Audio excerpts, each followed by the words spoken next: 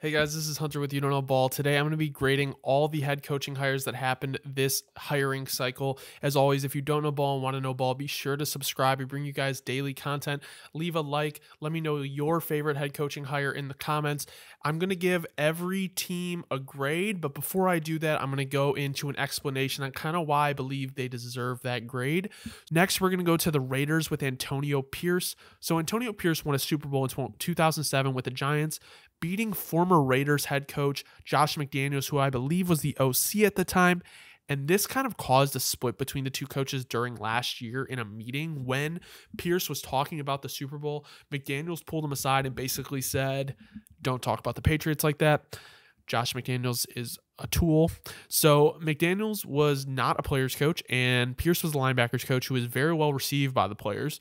A lot of players I know did not they did not like McDaniels very much. So McDaniels was fired October 31st, and Pierce was made the interim head coach, finishing with a record of 5-4. The situation is not unfamiliar for the Raiders fans. When Gruden was fired from the Raiders, Rich Bisaccia was promoted to interim head coach. Players rallied around him, spoke out to keep him as their permanent guy, but Mark Davis went another way, hiring Josh McDaniels, who was not very liked by the players, and I'm sure it rubbed the locker room the wrong way. So when Mark Davis was put in this situation again, I feel like he was put in a place where it's like, if I don't hire this guy, I think there might be a mutiny. Like, I don't know if there's going to be an actual mutiny, but Mac Crosby spoke out and saying he really didn't want to play for the Raiders if they were to pass on Antonio Pierce. And at the end of the day, like, they put up 63 points on the Chargers, a division rival. Like, they could have possibly scored 70, and my thing is, that is enough proof to give the guy at least another year. So here's my thing. This grade is really tricky because there's only really a small margin of victory here.